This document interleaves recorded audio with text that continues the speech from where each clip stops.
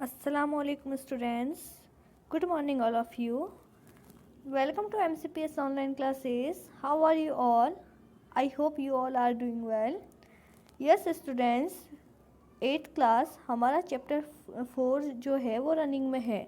आप सबको मालूम होना चाहिए कि चैप्टर 4 जो है मेटल्स और नॉन मेटल्स के बारे में है पूरा।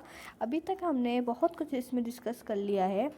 पहले फिज़िकल प्रॉपर्टीज़ के बारे में डिस्कशन किया था, नेक्स्ट फिर हमने केमिकल प्रॉपर्टीज़ के बारे में डिस्कशन किया था। और केमिकल प्रॉपर्टी में क्या क्या था, ऑक्सीजन के साथ क्या रिएक्ट करते हैं और वाटर के साथ क्या रिएक्ट करते हैं, एसिड्स के साथ और बेसिस के साथ। अब हमारा नेक्स्ट टॉपिक है, today we will start displacement reaction. अब डिस्प्लेसमेंट, ये आपका पॉइंट सबसे लास्ट में जो शो हो रहा है, ये आज का हमारा टॉपिक है displacement reaction. What is the mean of displacement? First of all, displacement का मीन ये होता है कि कोई एक जगह से किसी को हटाकर उसकी जगह जो ले लेता है, इसका मीन्स वो डिस्प्लेस कर दिया उसने। Understand it?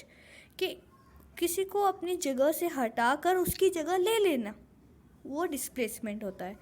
तो आपको ये बता रहे हैं कि recall the activity of reaction between copper sulphate and iron that you perform in 7th class, जो आपने 7th क्लास में पढ़ी है और ऑब्जर्व करा। अब जो 7th क्लास में पढ़ी थी किस किस के बीच में, कॉपर सल्फेट के बीच में और आयरन के बीच में।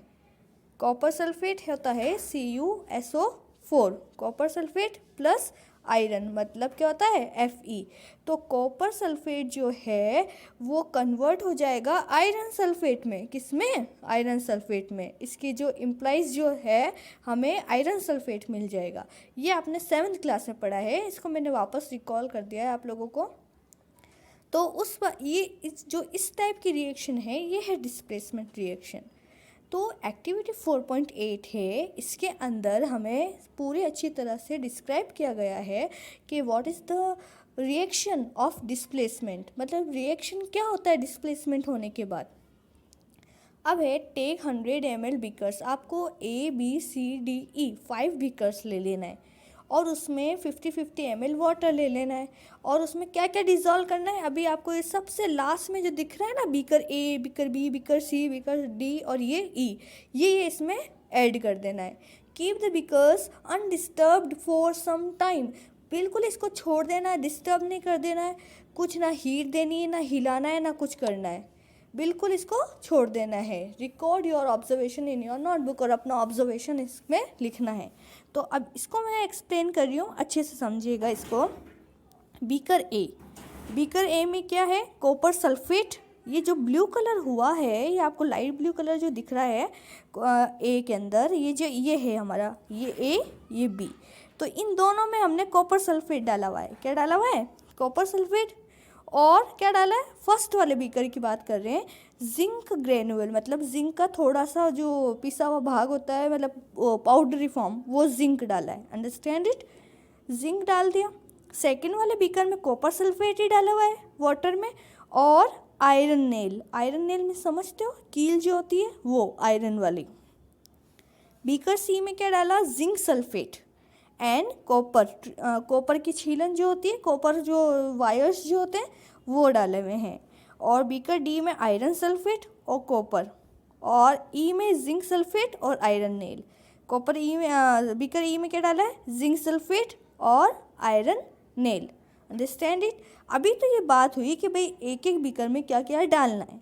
अब हम वापस बीकर ए पर आते हैं कि हुआ क्या आखिर, अगर हमने ये दोनों चीज़ें मिला दी हैं, दोनों रिएक्टेंट मिलाने के बाद इसमें क्या प्रोडक्ट हमको मिल रहा है या क्या चेंजेस हो रहे हैं, इसके बारे में बताती हूँ मैं आपको।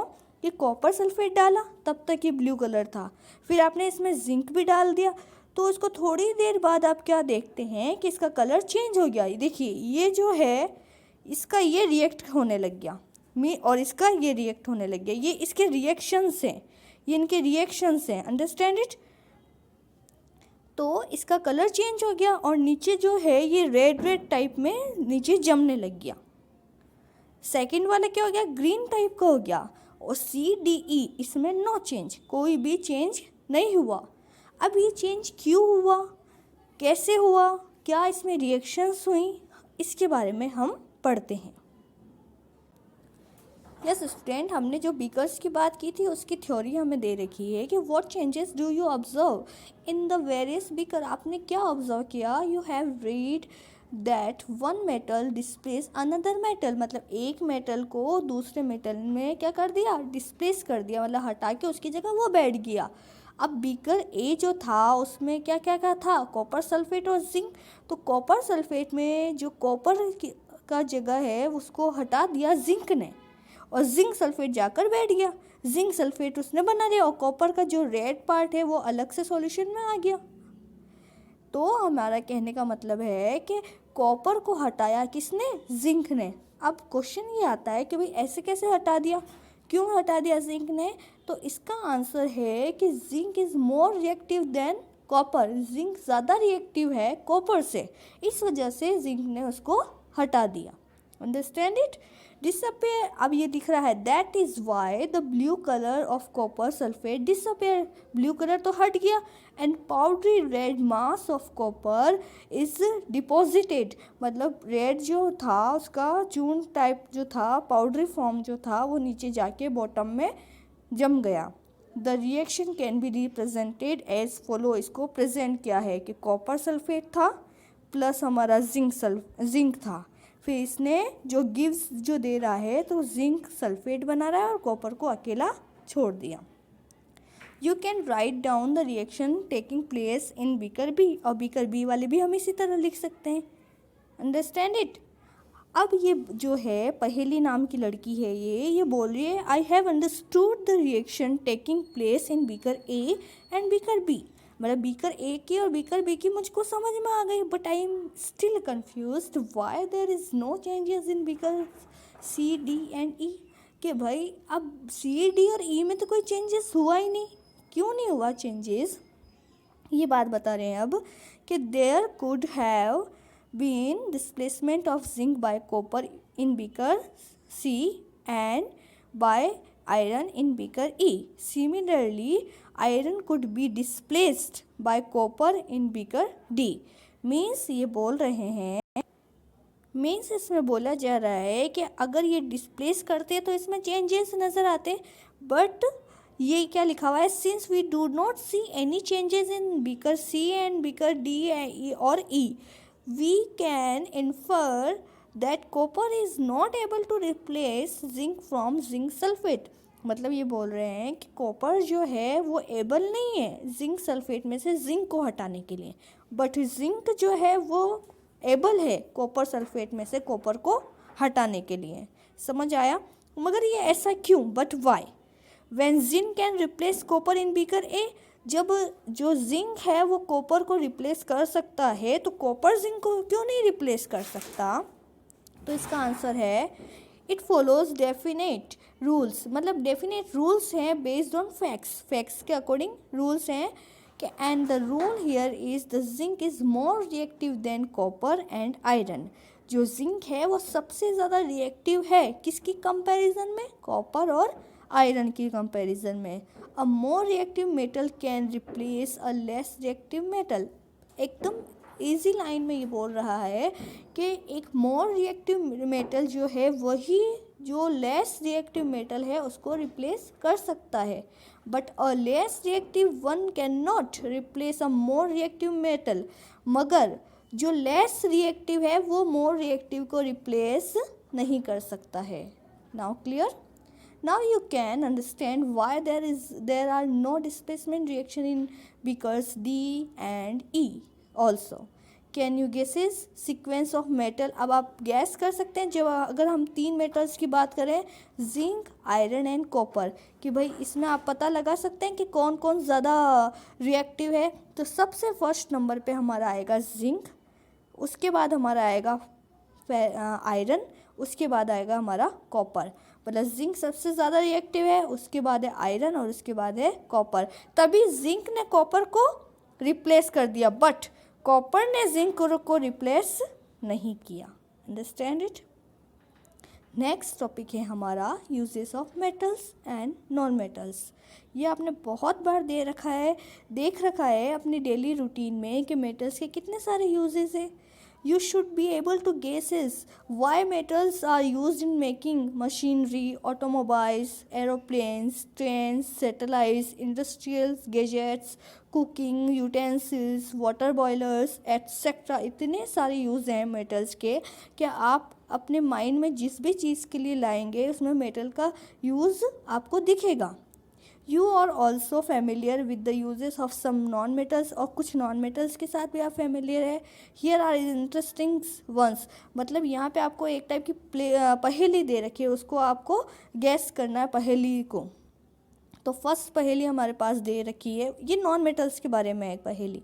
मेटल्स का यूजेस बहुत सारा इन्होंने बता दिया कि मशीनरी में है, ऑटोमोबाइल्स में है, एरोप्लेन्स में है, ट्रेन्स में है.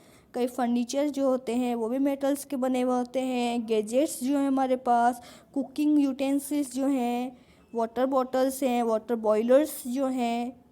Understand it. अब हम फर्स्ट पहेली को रीड कर रहे हैं.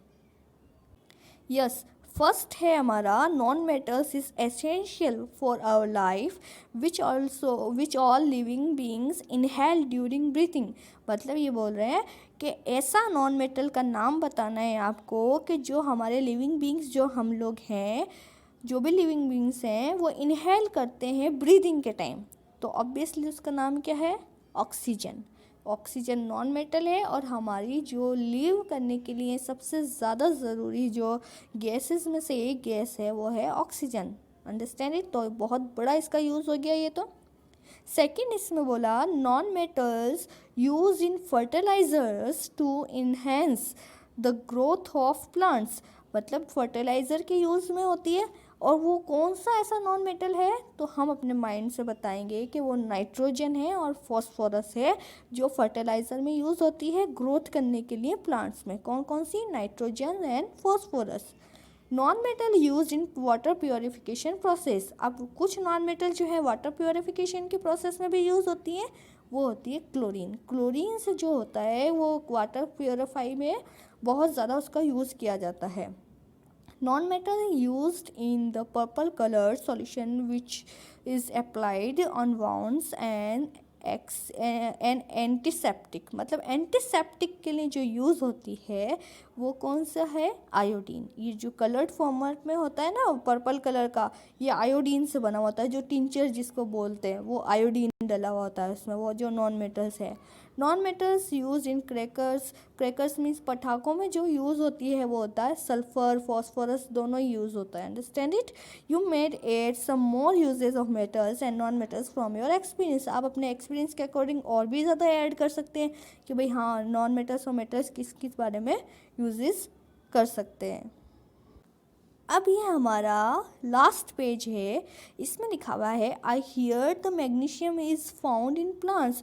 In what form is it found in them.